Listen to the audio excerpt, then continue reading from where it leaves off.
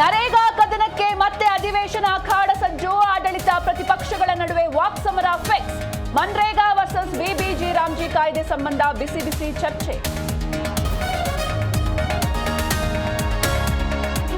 ಅಬ್ಬರವಿಲ್ಲದ 53 ಲಕ್ಷ ಕೋಟಿಯ ಕೇಂದ್ರ ಬಜೆಟ್. ಮೋದಿ ಸರ್ಕಾರ ಚೊಂಬು ಕೊಟ್ಟಿದೆ ಎಂದ ಸಿಎಂ ಸಿದ್ದರಾಮಯ್ಯ.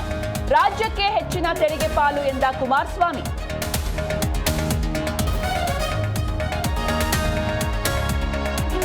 ತುಟಿ ಸುಡಲಿದೆ ಸಿಗರೇಟು. ಮದ್ಯ ಮತ್ತಷ್ಟು ದುಬಾರಿ. ಪಾದರಕ್ಷೆ, ಸೋಲಾರ್, ಕ್ಯಾನ್ಸರ್ ಔಷಧಿ ಅಗ್ಗ. ಉತ್ಪಾದನಾ ವಲಯಕ್ಕೆ ಕೇಂದ್ರದ ಉತ್ತೇಜನ.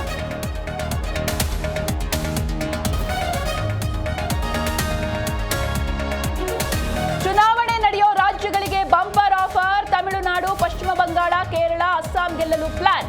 ಅಭಿವೃದ್ಧಿಯ ದಾಳ ಉರುಳಿಸಿದ ಮೋದಿ.